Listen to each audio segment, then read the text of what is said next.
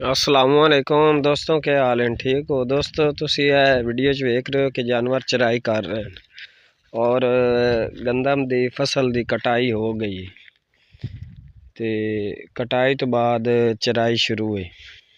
ਚਰਾਈ ਦੇ ਦੌਰਾਨ ਇਹਦੇ ਵਿੱਚ ਜਨਾਬ ਸਿਟੀਆਂ ਦਾਣੇ ਗੰਦਮ ਦੇ ਜਿਹੜੇ ਹਨ ਉਹ ਬੇਬਹਾ ਹੁੰਦੇ ਨੇ ਤੇ ਉਹ ਜਾਨਵਰ बड़े शौक ਦੇ ਨਾਲ ਖਾਂਦੇ ਵੀ ਹਨ ਤੇ बड़े ही ज़्यादा ਖਾਂਦੇ ਹਨ।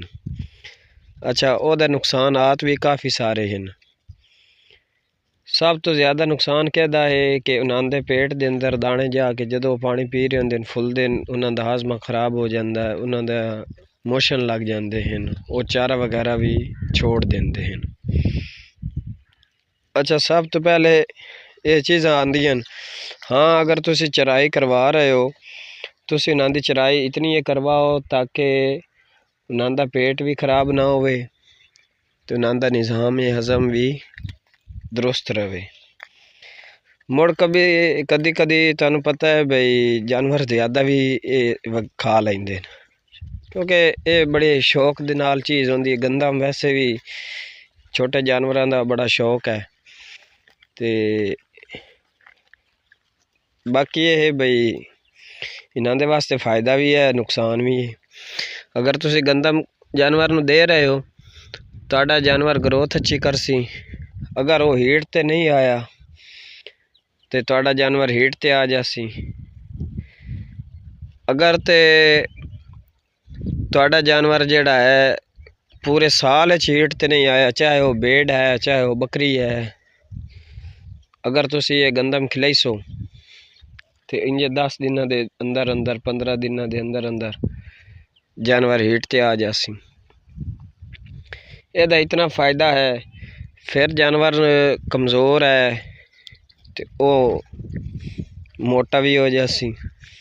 यानी कि ਇਹਦੇ फ़ायदे भी हैं नुकसान भी हैं।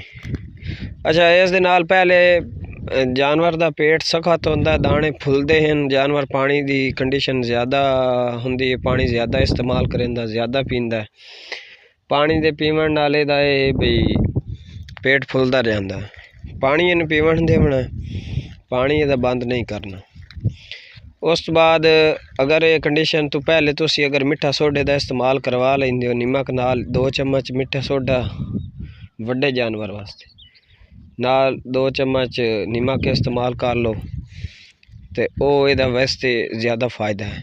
लेकिन ਇਹਦੇ ਵਿੱਚ जानवरों का लंगड़ापन भी हो जाता, जानवरों के पैरों वालू मसला भी आ जाता है। तो उस दे विच ये कंडीशन है बई तुसी जानवरों नू जेड़ा है जिस टाइम तुहाडी ये कंडीशन आवनी उस तो पहले पहले अगर तुसी मीठे सोडे का इस्तेमाल कर लिया तो तुहाडा जानवर ज़ाया नहीं होएगा, जानवर की कंडीशन बेहतर होएगी।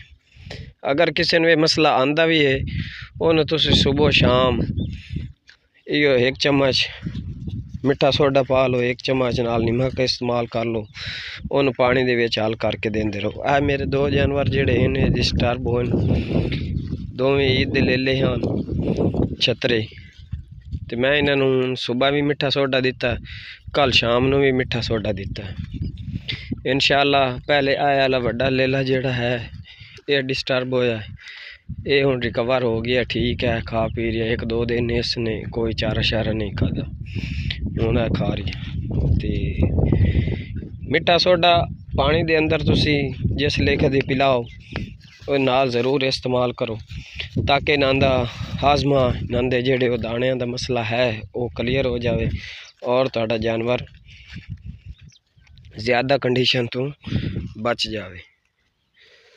तो वीडियो अच्छी लगे तो वीडियो नू लाइक लाजमी करना तो शेयर भी करना ताकि किसी दोस्त का फ़ायदा हो जाए, क्योंकि साड़ी सारी वीडियो प्रैक्टिकल ही है। पहले असी खुद वो चीज़ इस्तेमाल करने हैं, फिर उसका रिजल्ट आता है, फिर असी अगर दोस्तों नाल शेयर करने हैं। और साडा मिशन, साडा मकसद यही है कि असी लोगों को फ़ायदा पहुँचाइए ताकि नुकसान ना होवे। ते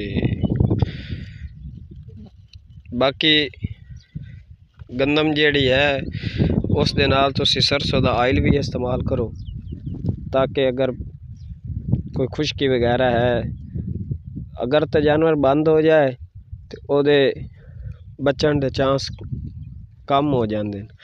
अगर जानवर मोशन वगैरह लग जाते हैं तो जानवर दे बचन के चांस ज़्यादा होंगे क्योंकि